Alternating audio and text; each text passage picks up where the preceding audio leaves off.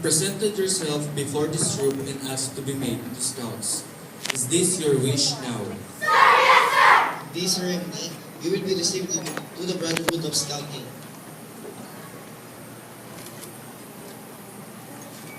May I now call on our investing officer, Mr. Carlo Lamberti, to light up the Paschal candle.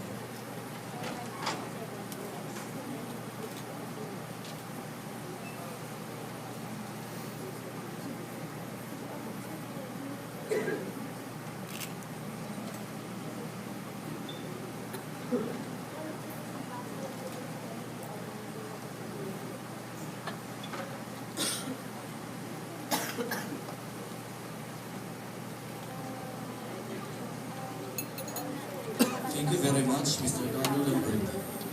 Before you use a single lighted candle, you represent the spirit of scouting. As you become scouts, you will learn more of the scouting spirit. We scout live a code. The code is embodied in the code that every scout must live by.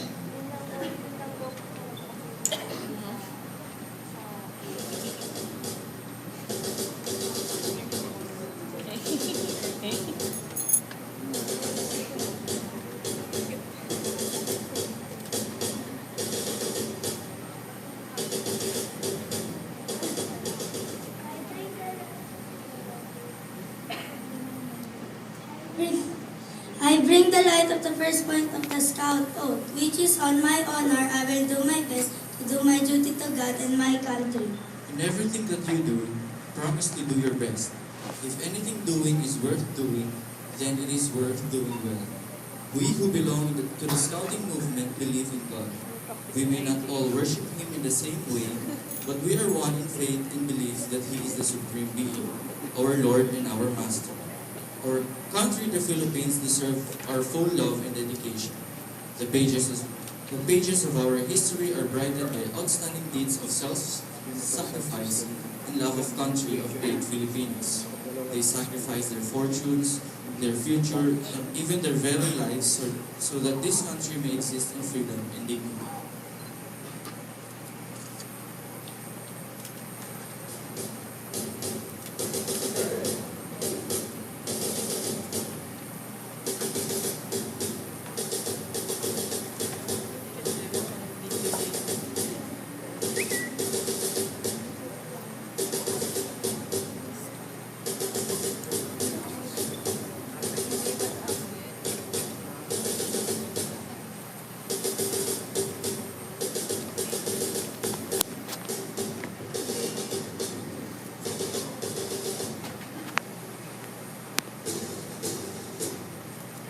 I bring the light of the second point of the scout oath, which is to obey the scout law and to help other people at all times. Scouts have shown that they are ready to participate and even initiate community and service projects that benefit the general good.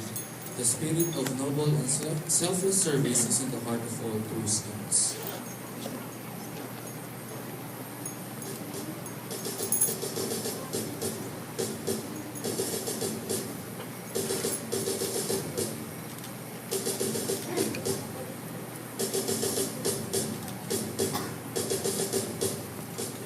Bring the light of the third point of the scout oath, which is to keep myself physically strong, mentally awake, and morally straight. Sound mind dwell in sound bodies. If you want to have an alert mind and be ready to save others, you must keep yourself physically healthy and strong. Being mentally awake reflects mental alertness and mentally awake too. A scout must be a model of uprightness. His norms of conduct must be beyond reproach. His thoughts, words, and deeds should always reflect his high ideals and sound moral values.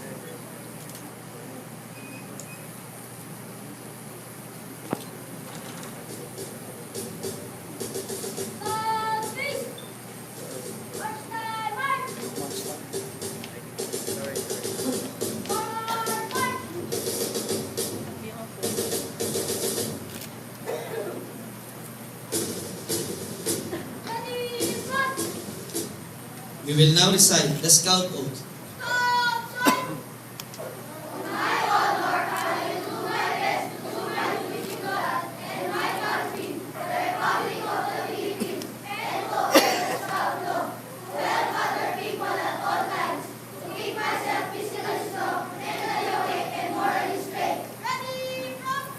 You have heard the words of the Scout Oath. Do you accept this treaty to set aside? And do you pledge yourself to learn and to follow the Scout Oath? Sir, yes, sir! The candles before you represent the Scouting spirit. As you become Scouts, you will learn more of the Scouting spirit. The law of the troop is the Scout law. It is known and followed by millions of Scouts. You will learn and follow this law too.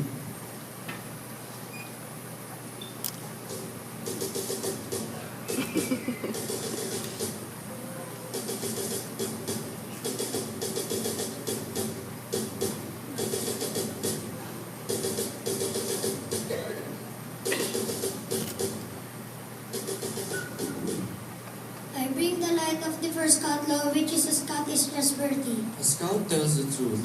He keeps his promises. Honesty is a part of his code of conduct, and people can always depend on him.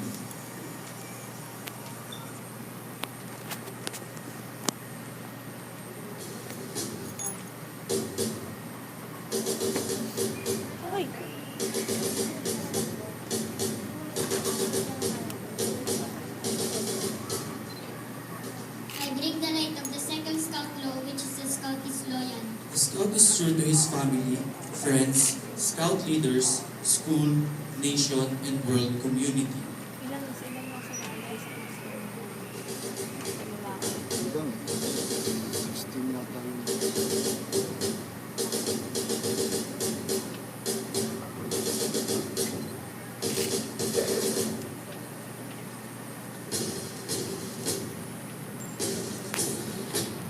I bring the light of the third Scout law, which the Scout is helpful. A scout is concerned to other people. He willingly volunteers to help others without expecting payment or reward.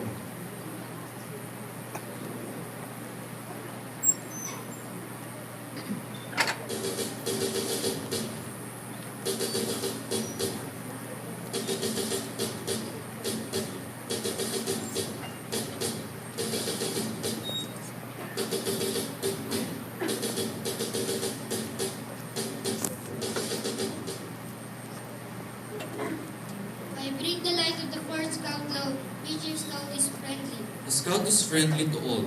He is a brother to other scouts. He seeks to understand others, and he respects those with ideas and customs that are different from his own.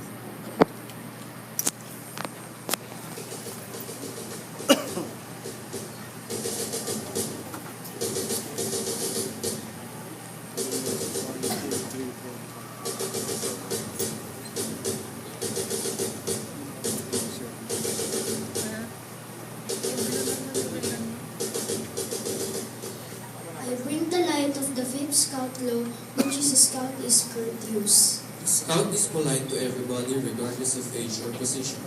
He knows that good manners make it easier for people to get along together.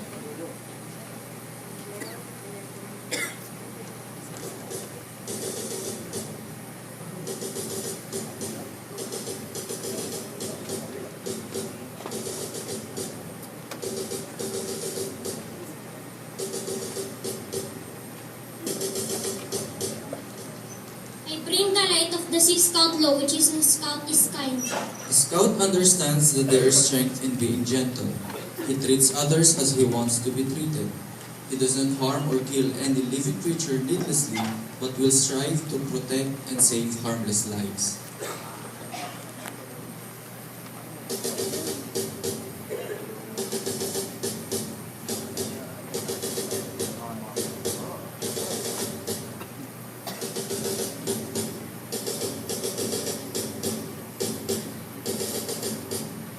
I bring the light of the seventh Scout law, which is the Scout is obedient. The scout follows the rule of his family, school, and troop.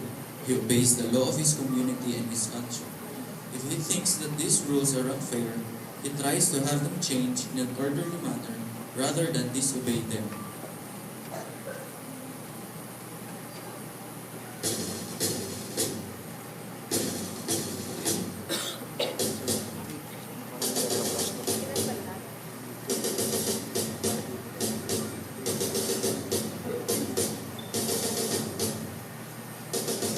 I bring the light of the eighth Scout law, which is a Scout is cheerful. A scout looks for the bright side of life. He cheerfully does tasks that come his way, and he tries to make others happy.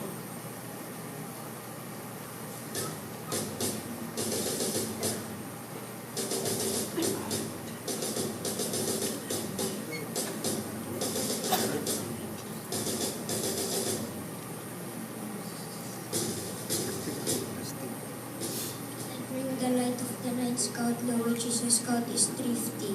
A scout works to pay his way to help others. He saves for his future. He protects and conserves natural resources. He carefully uses his time and property.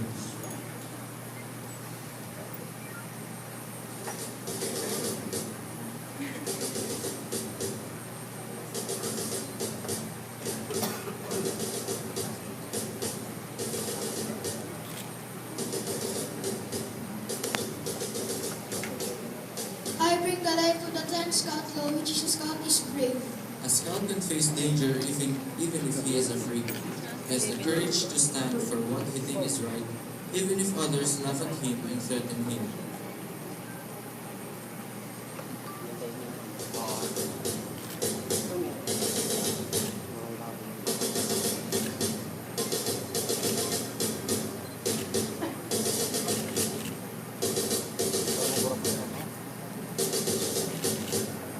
I bring the light of the 11th scout law, which is clean. The scout keeps his body and mind fit and clean.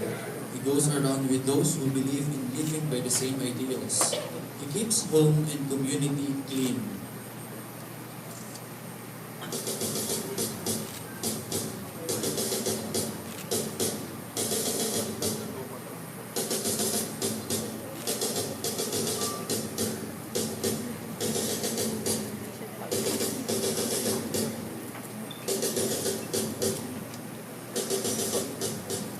I bring the light to the 12th scout law, which is a scout is reverend. A scout is reverent towards God. He is faithful in his religious duties. He respects the beliefs of others.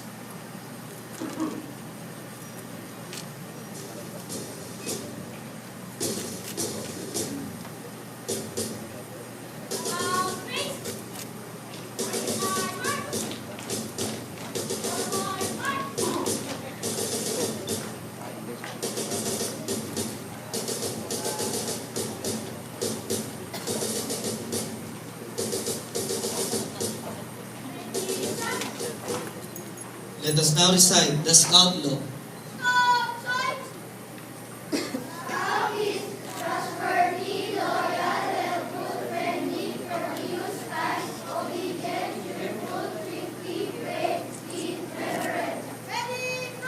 You have heard the 12 points of the Scout Law. Do you accept this law as a code? And do you promise to do your best to live by this law? We began in total darkness. Now we can see each other well. It is the spirit of scouting which lights our path. And as a scouts, I ask you all to pledge allegiance to the flag of our nation.